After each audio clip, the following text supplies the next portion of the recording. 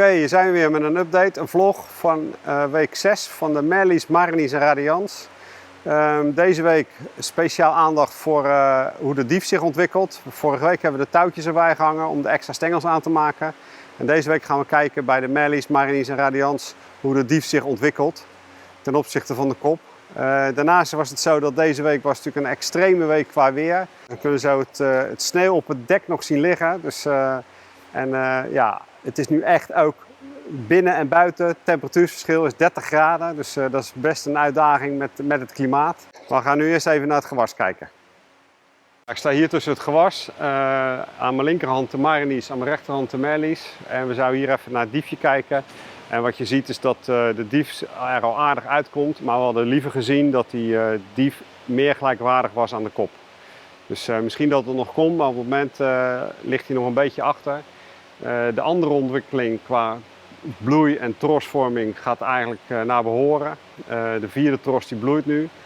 En ja, we zien wel onderin de tros nog een enkel bonkje ontstaan.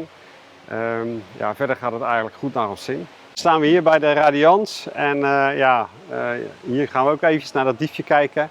Maar nog even terugkomen op het extreme weer. Afgelopen zondag wilden we per se het sneeuw van het dek af hebben. Vanwege de ja, toch kans op breuk, zeg maar. Dus we hebben langzaam maar zeker proberen het scherm open te zetten en maximaal te stoken.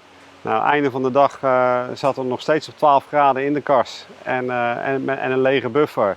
Maar wel het meeste sneeuw van het dak. Dus uiteindelijk missie geslaagd, maar wel uitdagend voor het klimaat. Net de onbelichte kast gehad, nu staan we in de belichte kast. Gaan we ook weer even naar de 3 rasjes kijken.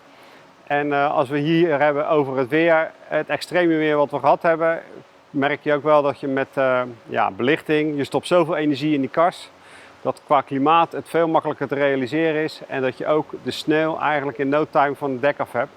Dus dat is ook nog weer een plusje voor belichting. Daarnaast is het zo dat we hier al weken op rij heel stabiel zijn in de kopdikte, de bladlengte en de bloeihoogte. Wat we wel zien is dat de kop is sterk en de bladkwaliteit wordt wat minder. En we zien ook best wel verschil tussen de Merlies en de Marinies. Dat de Marinies nu echt wel zijn kracht laat zien.